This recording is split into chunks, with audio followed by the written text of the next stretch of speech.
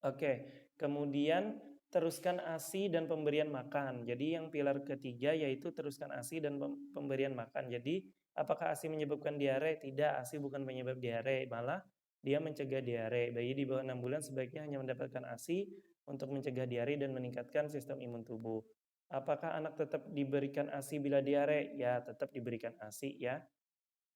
Oke, jika mau lebih banyak dari biasanya itu akan lebih baik, biarkan dia makan sebanyak dan selama dia mau.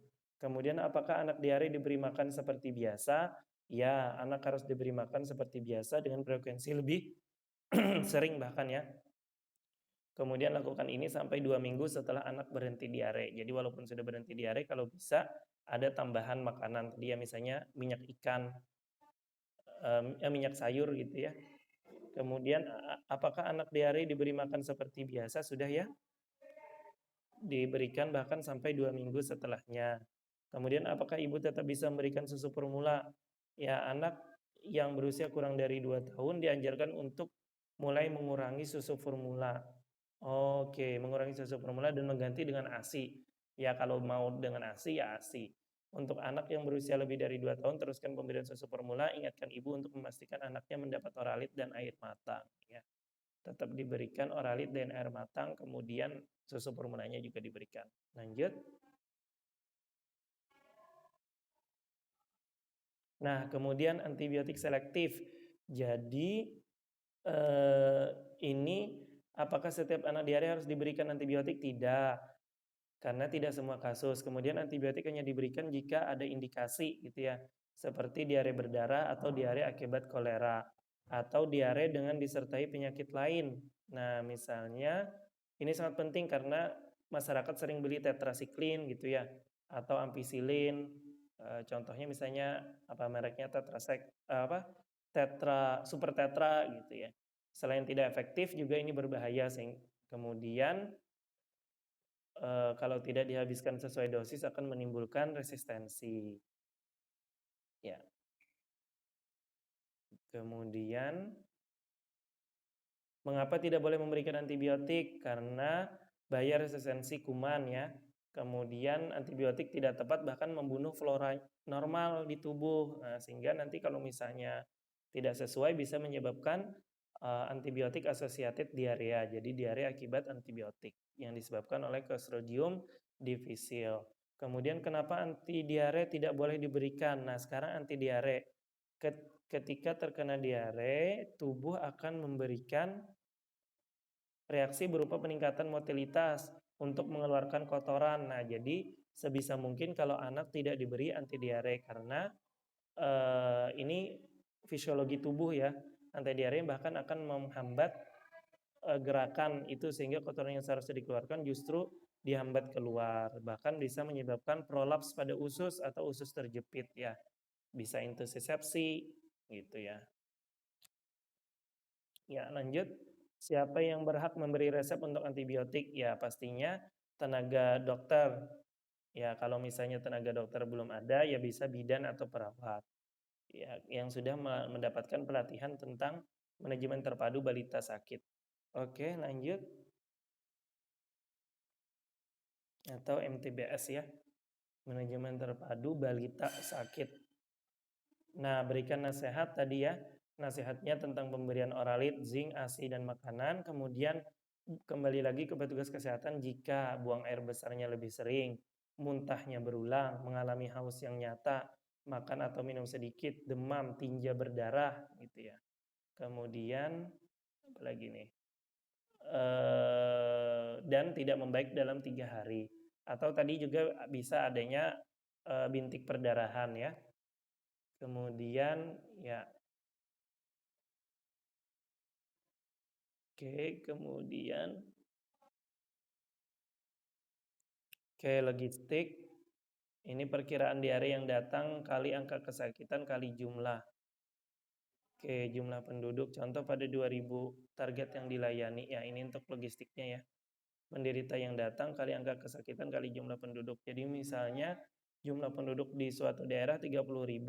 Angka kesakitan diarenya 423 per 1000. Jadi perkiraan diare yang datang ke sarana Ya, sekitar 10%. Jadi 10% kali 423 per 1000 penduduk kali 30.000 penduduk, jadi sekitar 1.269 penderita. Oke. Ya, jadi ya ini berarti logistiknya harus disiapkan sekitar itu ya. Oke, lanjut. Ya, ini apa nih? Kebutuhan oralit dan zinc. Jadi, perhitungan kebutuhan oralit mundur dikit. Ya, perkiraan obat yang rusak sekitar 10% dari jumlah kebutuhan. Oke, stok adalah jumlah obat di akhir tahun, misalnya 1000 bungkus. Jadi, jumlah penderita diare balita, jumlah balita kali episode. Jadi, 10% kali jumlah penduduk, misalnya 10% dari jumlah penduduk kali 2 kali ya, dalam 1 tahun. Angka 10% adalah proporsi jumlah balita. Ya, jadi 10% kali kemudian kebutuhan oralit, oralitnya target penderita diare, tadi sudah ada ya. Kemudian kali 6 bungkus tambah cadangan kurang stok. Ya, oke lah, lewatin aja. Lanjut.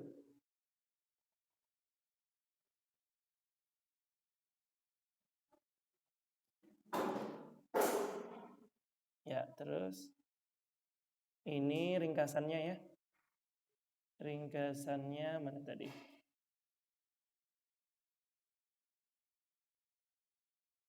Ya, naik dikit.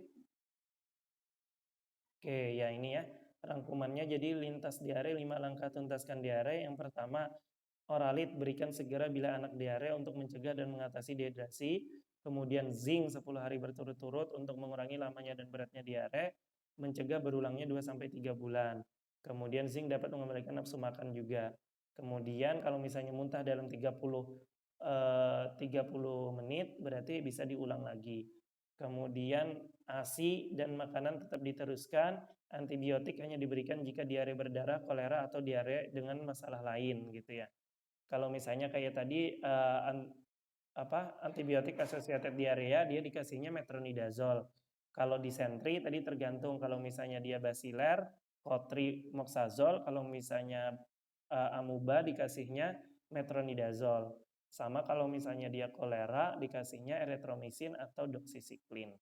Kemudian segera kembali ke petugas jika ada demam, tinja berdarah, muntah berulang, makan atau minum sedikit, sangat haus, diare semakin sering, atau belum membaik dalam 3 hari. Kemudian cairannya tadi sesuai dengan terapinya. Kalau misalnya terapi A, cukup dikasih oralit ya. Kalau misalnya kurang dari 1 tahun, itu 50-100 mili setiap BAB. Lebih dari 1 tahun, itu berapa? 100-200 mili setiap BAB. Kemudian diberikan juga oralit 6 bungkus ya. Kalau dia terap di B, kalau misalnya dia rencana B itu oralitnya 75 cc per kilogram berat badan. Kemudian selama 3 jam, kemudian nanti dievaluasi kembali. Gitu. Kemudian kalau misalnya terapi C itu 100 mili per kgbb, tergantung usianya. Kalau usianya lebih dari kalau usianya kurang dari kurang dari 1 tahun, dia diberikannya 30 cc-nya dalam 1 jam, kemudian 70 cc-nya dalam 5 jam. Kalau misalnya lebih dari 1 tahun, dikasihnya 30 mili per kgbb dalam setengah jam, kemudian yang 70 cc per kgbb-nya diberikan dalam 2,5 jam. Gitu ya. Kemudian zinc-nya tadi, kalau zinc dia batasannya 6 bulan. Kalau kurang dari 6 bulan 10 mg, kalau misalnya lebih dari 6 bulan 20 mg. Kemudian ya sudah, lanjut. Ini tadi ya. Oke. Oke. Sip. Oke. Ya, kita buka MTBS. Nanti mungkin kita bahas khusus tentang MTBS, tapi sementara ini tentang diare dulu ya.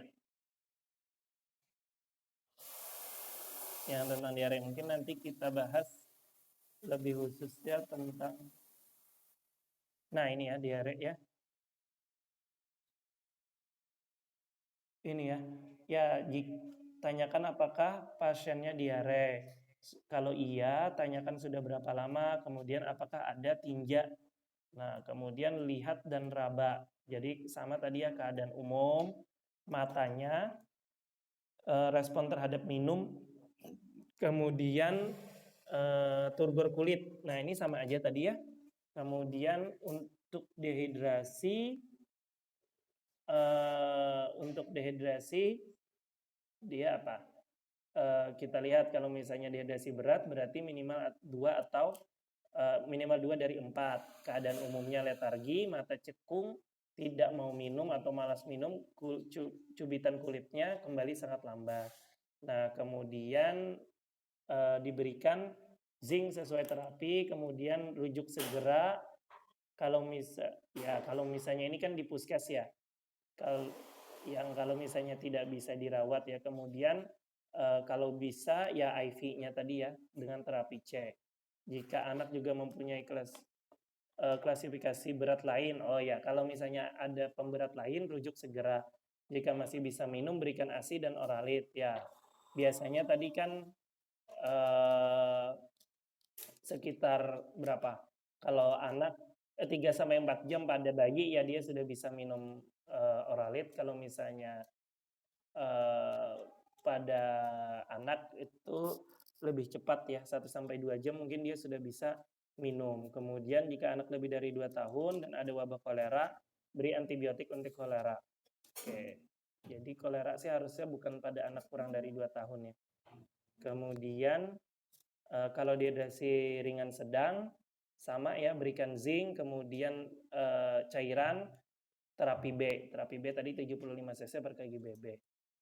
Secara oral ya. Kemudian nasihati kapan kembali segera. Oke, kemudian kunjungan ulang 3 hari jika tidak ada perbaikan ya tadi ya. Kemudian kalau misalnya dia tanpa dehidrasi, berikan zinc, kemudian terapi A ya. Nasihati kapan kembali. Pokoknya 5 langkah tadi.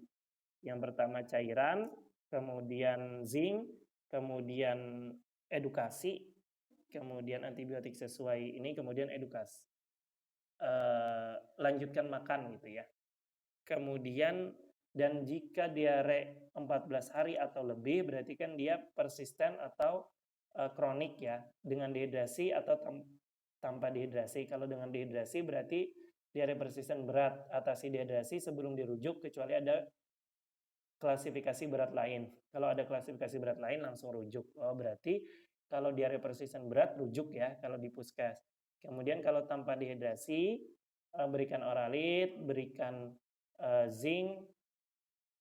Oke, kemudian nasihati pemberian makan untuk diare persisten, nasihati kapan kembali segera kunjungan ulang 3 hari. Nah, kalau misalnya ada darah, ya berarti harus diberikan antibiotik. Oke, kunjungannya 3 hari ya. Kemudian selanjutnya, oke, itu tentang diare ya. Oke, kita sudahi untuk hari ini. Semoga bermanfaat dan yang dicita-citakan tercapai ya. Kita tutup dengan membaca kifaratul majelis.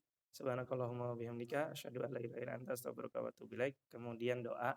Bismillahirrahmanirrahim. Allahumma inna nasta'udzika ma 'allamtanahu fardudhu ilaina ila hajatina ilaihi wa la tunsina ya rabbal alamin. Ya Allah ya Tuhan kami titipkan ilmu yang Kau berikan kepada kami, kembalikanlah kepada kami jika kami membutuhkannya, dan janganlah Engkau menjadikan kami melupakannya. Oke, terima kasih. Wassalamualaikum warahmatullahi wabarakatuh.